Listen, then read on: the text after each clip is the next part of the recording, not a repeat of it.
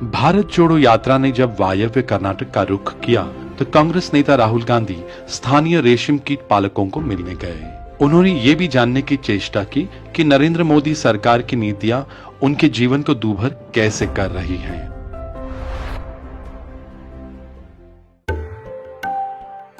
कर्नाटक रेशम उत्पादन में अव्वल राज्य है। यहां यह परंपरा 500 साल पुरानी है।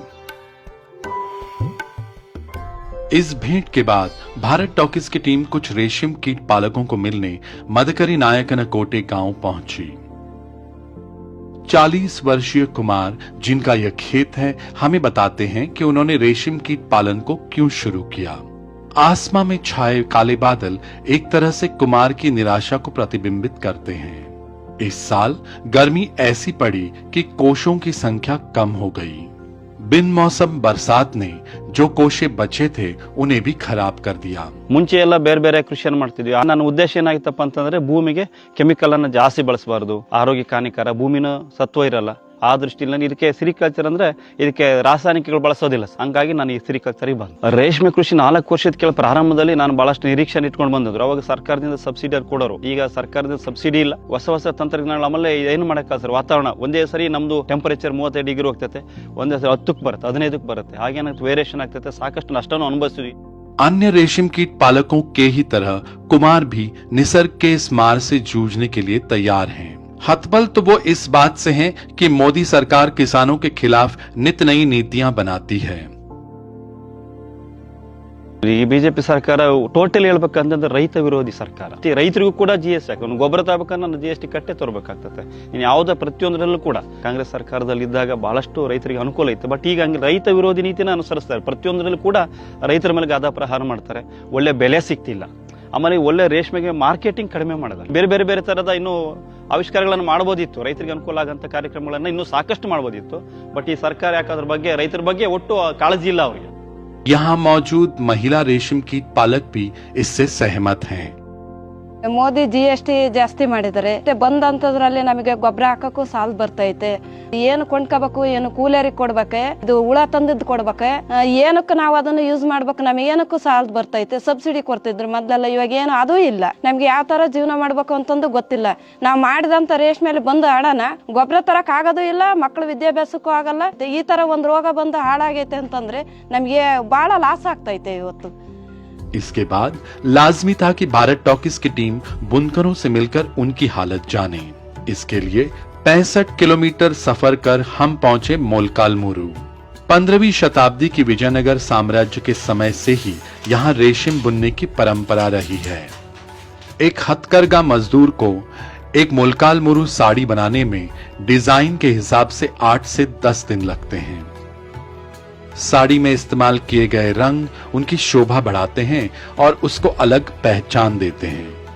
लेकिन अफसोस कि यह 500 साल पुरानी परंपरा लगभग लुप्त होने की कगार पर है।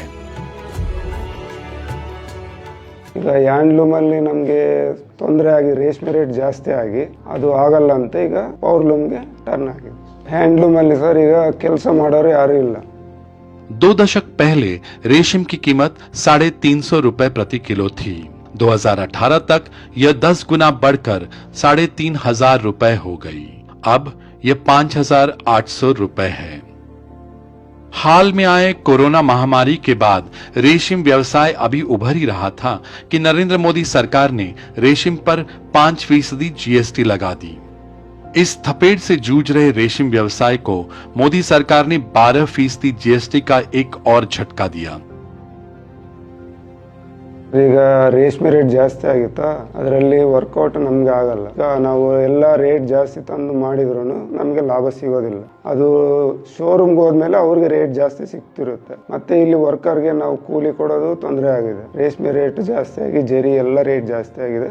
ನಮಗೆ ಡೈಲಿ ಕೂಲಿ ಬಂದ್ರು ಸಾಕು ಅನ್ನೋ ರೀತಿಯಲ್ಲಿ ಈಗ ಕೆಲಸ ಮಾಡ್ಕೊಂತಿದ್ವಿ।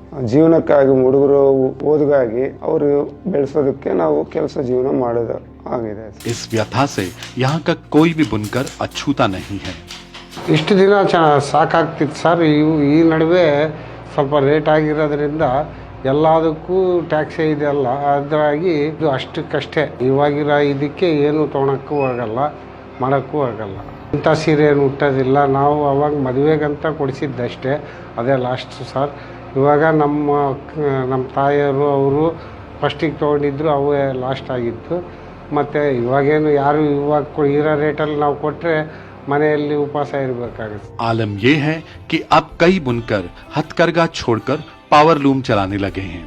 अपना व्यवसाय जारी रखने के लिए वो रेशम की जगह पॉलिएस्टर और असली जरी की जगह प्लास्टिक जरी का इस्तेमाल करने को हतपल हैं। पावरलूम पर बनने वाली साड़ियों की कम कीमत की वजह से वो भले ही ज्यादा बिकती हो, लेकिन बुनकरों को ये बात कचोटती है कि उनकी पुरानी परंपरा टूट रही है। Power looms are increasing, and where the weavers are not showing more interest to continue, they are moving out. Handlooms, you hardly need to do like one saree per week, whereas like in the power looms you can do like one saree or two sarees in a day. नफरत से भारत के टूटते ताने बाने को एक बार फिर सहेजने वाले भारत जोड़ो यात्रा ने इस क्षेत्र के बुनकरों और रेशम कीट पालकों में उम्मीद जगाई है। अब उन्हें विश्वास है कि मोलकाल मुरू की परंपरा आगे भी चलेगी।